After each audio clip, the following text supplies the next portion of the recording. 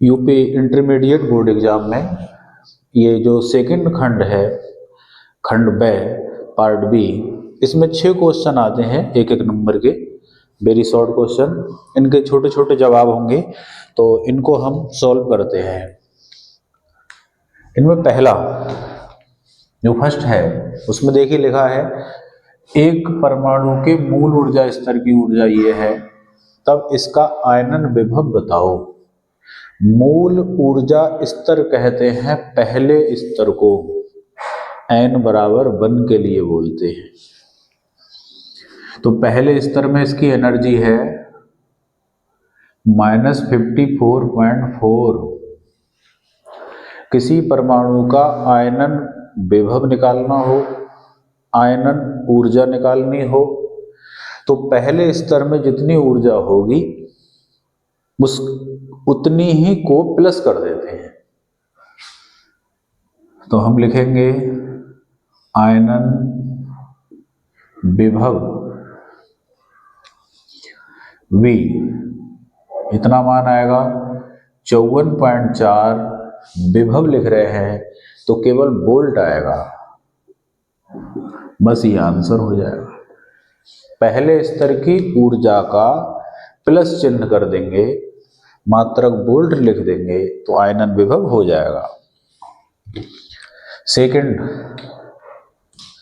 Second में दिया है कि एक अवतल लेंस के प्रत्येक पृष्ठ की वक्रता त्रिज्या 30 सेंटीमीटर है।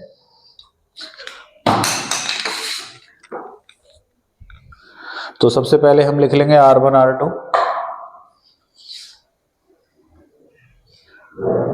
और इसका अपवर्तनांक 1.5। खंड ख, अवतल लेंस के प्रत्येक पृष्ठ की वक्रता त्रिज्या रेडियस ऑफ कर्वेचर R से लिखेंगे। ये हो गया हमारा अवतल लेंस। इसके पहले पृष्ठ की रेडियस इधर होगी, सेकंड पृष्ठ की रेडियस इधर होगी। ये बनाने से क्या लाभ है, लेंस से जो लेफ्ट साइड में है उसकी वैल्यू माइनस में लिखेंगे। तो त्रिज्या कितनी दी है 30 सेंटीमीटर।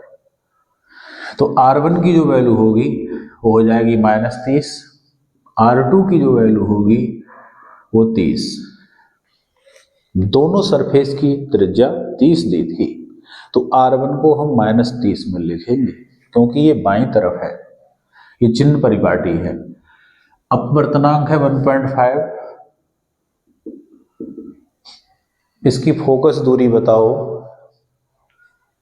F निकालना है। तो रेडियस के पदों में लेंस की फोकस दूरी का फॉर्मूला होता है 1/f = n-1 bracket 1/r1 - 1/r2। इसमें वैल्यू लगा देंगे, n की वैल्यू 1.5 - 1 ब्रैकेट 1/r1 की वैल्यू -30, R2 की वैल्यू 30। 1.5 में से 1 गया तो बचा 0.5। 1/30 1/30 ये हो गया 2/30 माइनस का। दोनों के चिन्ह एक से थे, माइनस माइनस, तो दोनों ऐड हो जाएंगे, माइनस में ही रहेंगे। 1/30 1/30 2/30, 2 एकम 2, 2 से काटेंगे 15। ये पॉइंट हटेगा तो नीचे 10, 5 एकम 5, 5 दूनी 10, 1/2 इधर आएगा 1/15 और ये चिन्ह का आएगा माइनस का। तो 1 की गुणा 1 से होगी 1, 15 दूनी 30, 1/f = 1/30। क्रॉस मल्टीप्लाई कर दूं तो f की वैल्यू आ जाएगी 30, जो ही आंसर होगा। तो f की वैल्यू आ जाएगी -30 सेंटीमीटर, ये आंसर हो जाएगा।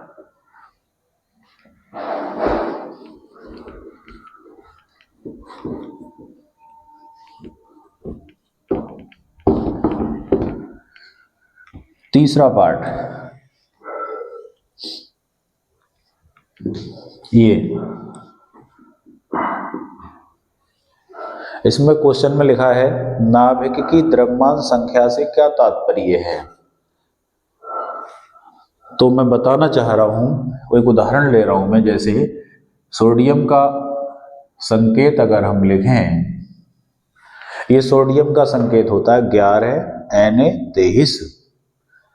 तो ये जो 11 नंबर है ये तो कहलाएगा परमाणु क्रमांक, एटॉमिक नंबर, ये कहलाएगी द्रव्यमान संख्या, और इसे लिखते हैं ए से। तो जो इसके ऊपर नंबर लिखा है इसको ही क्या बोलते हैं, द्रव्यमान संख्या। इसे डिफाइन कैसे करें हम,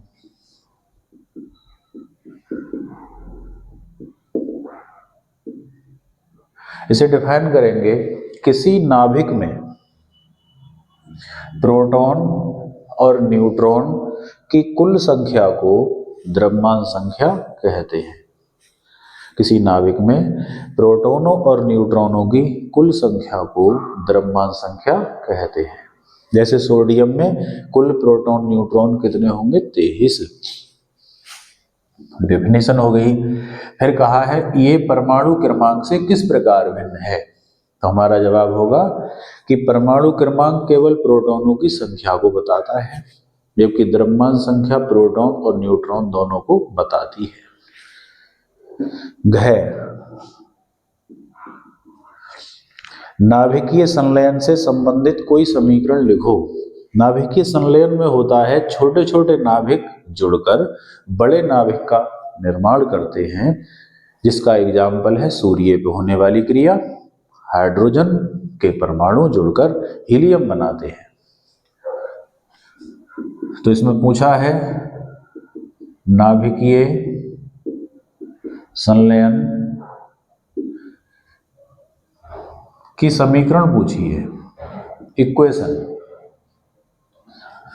तो 1H2 + 1H2 = 1H3 + 1H1 plus energy, ये निकलेगा 1H3 + 1H2 tends to 2He4 + 0N1 plus energy. फिर से बता रहा हूं, ड्यूटेरियम मिलकर ट्राइटेरियम बनाएंगे और प्रोटियम बनाएंगे।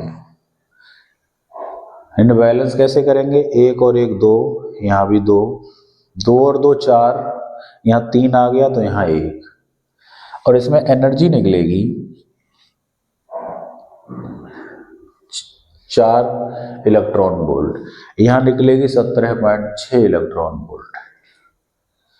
तो जो ये एक चरण में जो ये ट्राइटेरियम बना, ये पुनः ड्यूटेरियम के नाभिक से क्रिया करेगा, हीलियम बनेगा।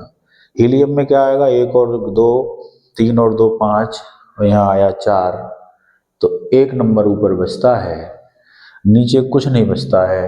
तो नीचे क्या आएगा, 0, ऊपर आएगा 1, जो न्यूट्रॉन का संकेत होता है। तो नाभिकीय संलयन की ये एक अभिक्रिया का उदाहरण है, ये हमने यहाँ दिया है।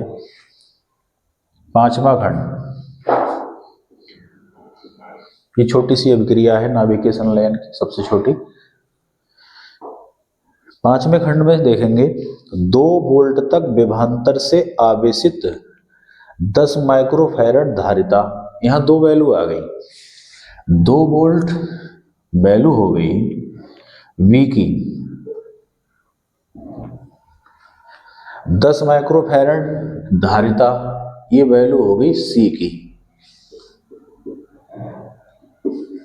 और स्थितिज ऊर्जा ज्ञात करो।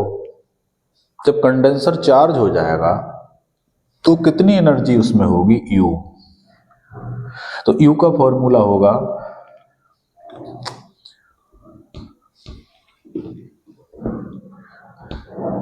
1/2 CV²।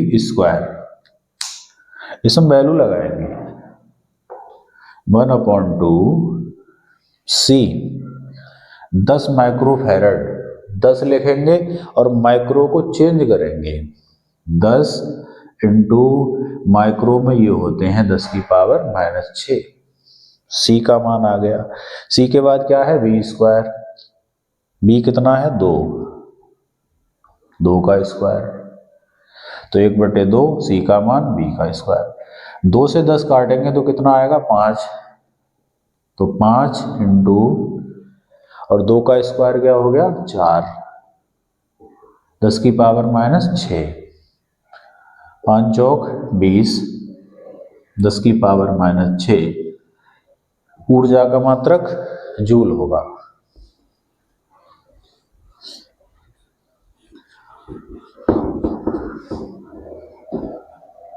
तो इस प्रकार से इसका ये आंसर आ गया। एक लास्ट बचता है चय।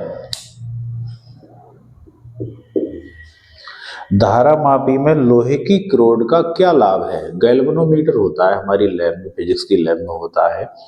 तो गैल्वेनोमीटर में एक कॉइल होती है, वो अंदर नरम लोहे की क्रोड होती है, उस पर तार लिपटा रहता है।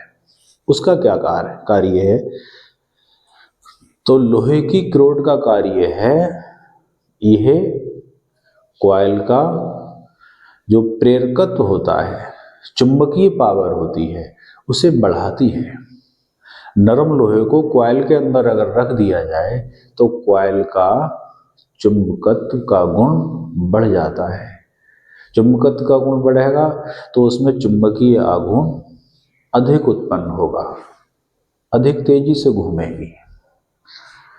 तो इसका जवाब है चुंबकत्व का गुण बढ़ जाता है। तो आज का काम हमारा इतना ही। नेक्स्ट कार्य अगली वीडियो में करेंगे। तब तक के लिए धन्यवाद।